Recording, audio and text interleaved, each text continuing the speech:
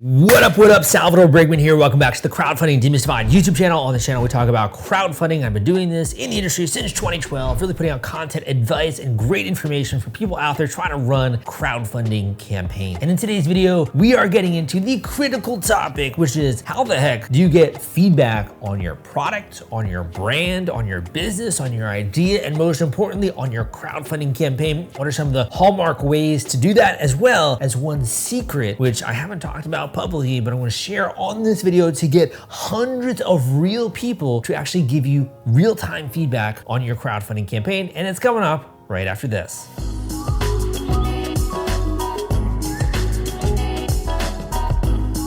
Whether you've been watching this channel for a couple of weeks or a couple of months, thank you so much. I do have some people in the audience as well who've been following me for years, and it always is incredibly special when I hear from you guys. So thank you so much. If you have been watching this channel, give me a thumbs up so other people know this video is worth their time. Or if you're a newbie or a newcomer, man, I put out videos every single week on crowdfunding, sharing with you exactly how to smash through your goals, how to raise funding from the crowd, and how to do that effectively and efficiently. So that being said, let's dive into the topic of this video when it comes to really getting feedback on your crowdfunding campaign. So when we're talking about getting feedback on your crowdfunding campaign, there are different stages, right, of a product life cycle, of creating a product, of taking an idea to market, and also of a crowdfunding campaign. So there's a pre-launch, right? Everything you're doing before you go live, for example, on Kickstarter or Indiegogo, we call that the pre-launch, doing things like building a wait list. I got a ton of information out there you can check out on my videos on YouTube on that particular subject. In addition, there's when you're live on Kickstarter, when you're live on Indiegogo. And as well, there's people in the audience who maybe aren't doing a physical product or a tabletop or a creative project necessarily. Maybe you're also raising money for a cause, doing something like a GoFundMe campaign, doing something like a nonprofit crowdfunding campaign. So the tips I'm going to be sharing kind of fit into all of these categories so you can get incredible feedback on your project. The first tip in the list is to go out there and to get feedback from people in your network, your first and your second degree connections. By that, I mean your friends, your family, your coworkers, your professional connections, any kind of groups that you're a part of. If you're going to an industry event or a trade show, or you're going to a convention of some kind, or you're part of any kind of group, right? It's really incredibly important to get feedback from the people around you. Now, I want you to put this through the lens of qualitative and quantitative feedback, to be kind of like using that to kind of judge the different tips I'm be giving in this video. But this is really about getting qualitative feedback. So hearing what people's thoughts are. Now, the first objection that I always get, people are like, Sal, I don't want to put up my ideas out there for the world because someone's going to rip it off, someone's going to steal it. What if I show off my prototype, or I talk about my business idea, or whatever it is, right? I talk about my cause and someone decides to rip me off. Well, the first thing I say usually to that kind of point, which we're concerned that many students will bring up in our coaching sessions or different clients that I've had, is, man, if you got an idea that is incredible, that can change the world, or a product that's a new innovation, people eventually are going to try to rip you off. People are going to try to steal your idea.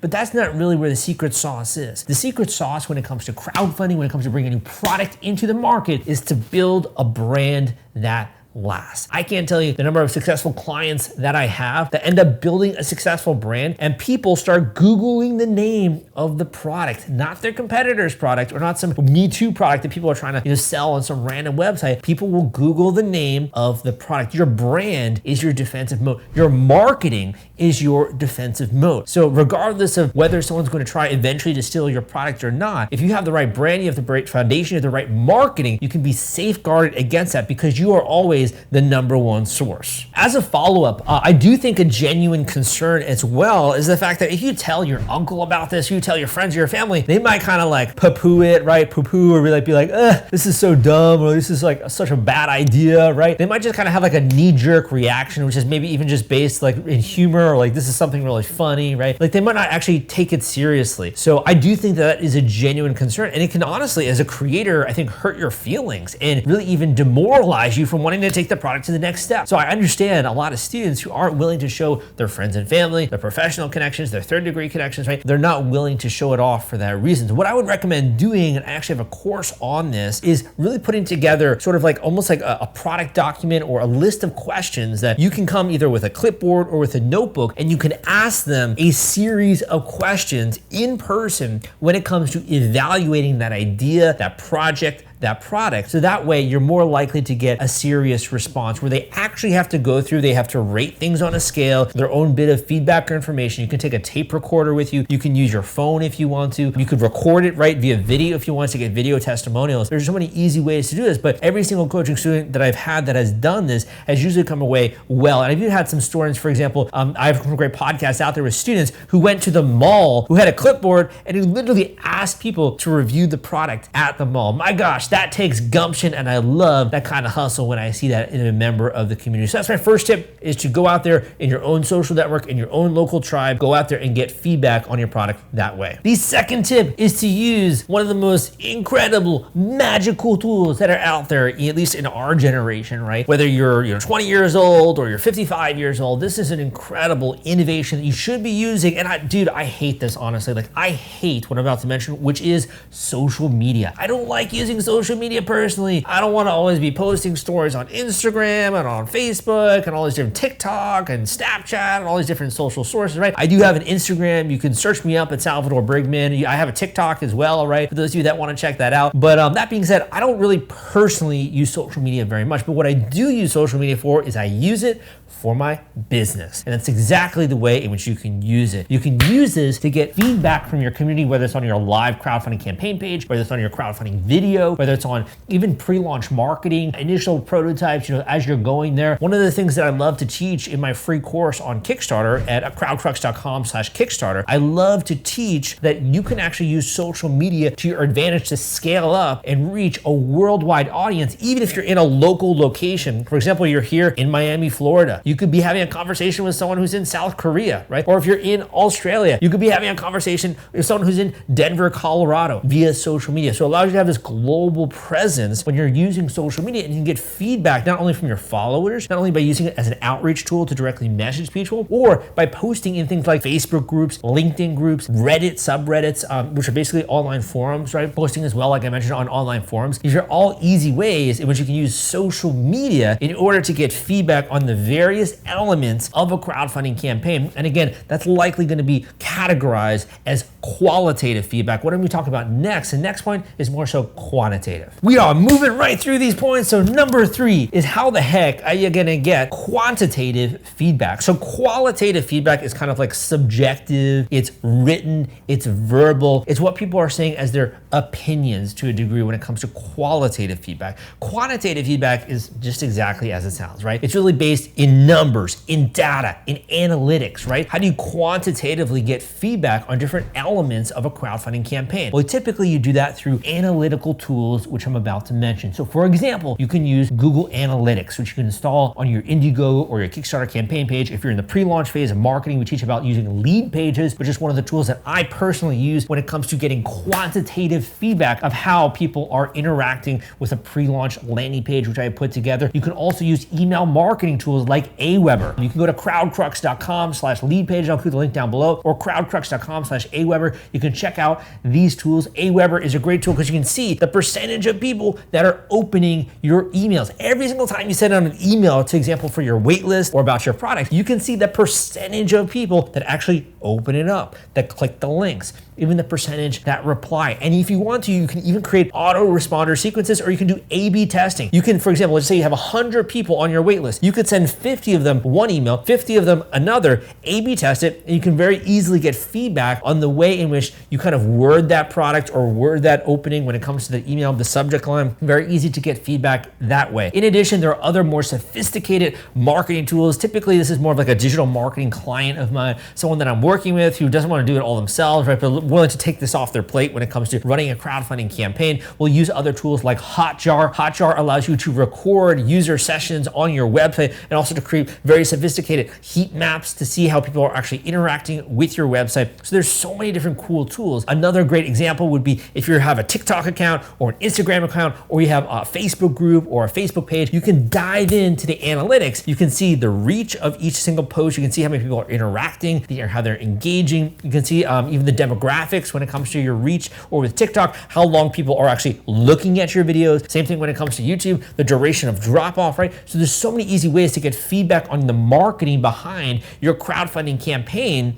if you're just willing to dive into the analytical tools that are there at your disposal. Oh man, do I have a secret to share with you for this next tip when it comes to tip number 4. This is one of the most incredible tools that I have ever come across. And that's because if you just imagine, think about the power of being able to get real-time feedback from real people nationwide on things like your product, your prototype, your video, your campaign page, any kind of marketing that you have, even your general idea. You can get feedback from real people on this using a tool called Feedback Jack. So I'll put the link to that tool in the description. It's called Feedback Jack. All you gotta do is go to this website and you can literally get real-time feedback from real people around the world, and as many as you'd like. You get 100 people giving you feedback on your crowdfunding campaign video, giving you feedback on your initial prototype, giving you feedback even on your business idea, your business slides, right? It's really creating almost like this scientific process where you're really de-risking the entire launch because you're getting feedback every step of the way on every element of the process so that when you go live, there aren't any sudden surprises and you get funding immediately. If you follow what I talk about in my book, The Kickstarter Launch Formula, which I will also link up down below, using a tool like Feedback Jack can be an incredibly way to have a powerful campaign to gather analytical data, quantitative data, and also qualitative data, and also to put together really interesting surveys so that way you can get the feedback that you need to really improve, to continue to adjust your marketing messages or to adjust your core product offering, and in that way have a good sync up when it comes to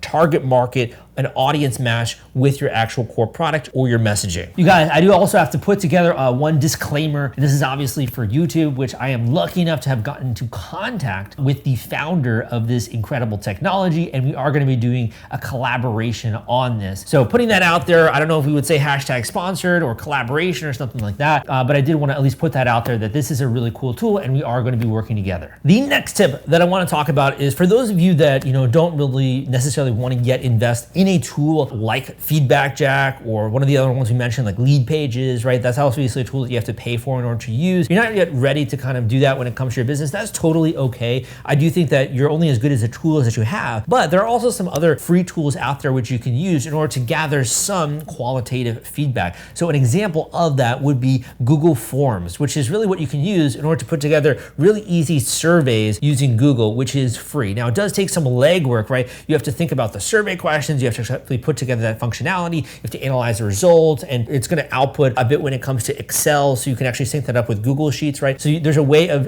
using this in order to get qualitative feedback using Google Forms. The other tool that I would recommend when it comes to doing this in a free way is Typeform. Now I do know there's some restrictions, I think, when it comes to the free plan with Typeform, and that's always changing, so you do have to look into that. Another great tool out there is SurveyMonkey. So you can use some of these tools to put together easy surveys in the same way that in person that we mentioned with our first step, you might have a clipboard, you might have a form, you might have sort of standardized questions which you're going through when you're evaluating a product or asking someone to evaluate your crowdfunding campaign page or your video, etc. You can now take that experience online in order to kind of distribute that, and then you can also engage that with another point, which would be reaching out to people in your local network, reaching out to people via social media, right? And you really do have to generate that audience. That's one of the big differences between point number 4, using a tool like Feedback Jack, and using more of a free tool like Google Surveys. You got to find the audience of people that are willing to go through that survey, give you honest responses. And I do think I would say if you're doing the pre-launch correctly, you should also have a wait list that you can send out that survey to. The last tip that I'm going to be mentioning in this video, and I do think it's important to put this as an asterisk as well before we get into the final tip, which is obviously one of the most important when it comes to your crowdfunding campaign, but that asterisk is the fact that you should always,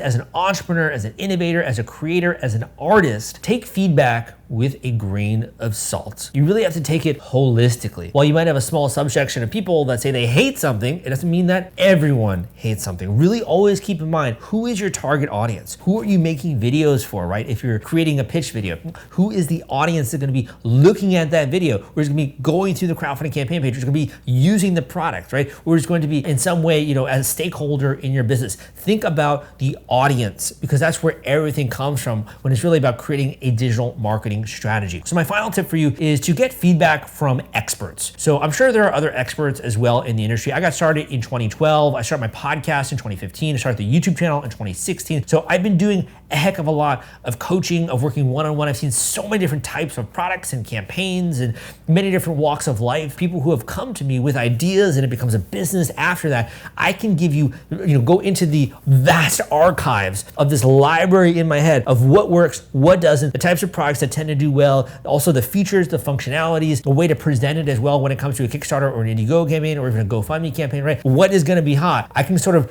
go into the archives, pull out what I think makes sense, and really compare it when it comes to your specific product, your category, your marketing strategy, and I can give you some brutally honest feedback. I am not gonna sugarcoat this, right? Unless you're telling me, Sal, just sweet talk this to me, right, man? Just tell me what I wanna hear. The majority of my coaching students are like, Sal, tell me as it is, right? And that's what I love doing, is just being 100% transparent and honest with you. So go and check out the link down below if you wanna book an individual one-on-one coaching call with me, an intensive coaching call, and we can go through either your product, your idea, your business, your crowdfunding campaign, or give that as feedback when it comes to your video, your pitch, your pre-launch, your email marketing, your social media, whatever it is, or even some of your broader plans. I can give you real honest feedback on that as well when you book an individual one-on-one coaching call with me. That being said, dude, I hope that you enjoyed this video. All the links of things that I mentioned are down below. Go and take some action this week. Use this enthusiasm, plow this into taking some next steps towards your vision of building a brand from scratch, getting something new into the universe, making an impact,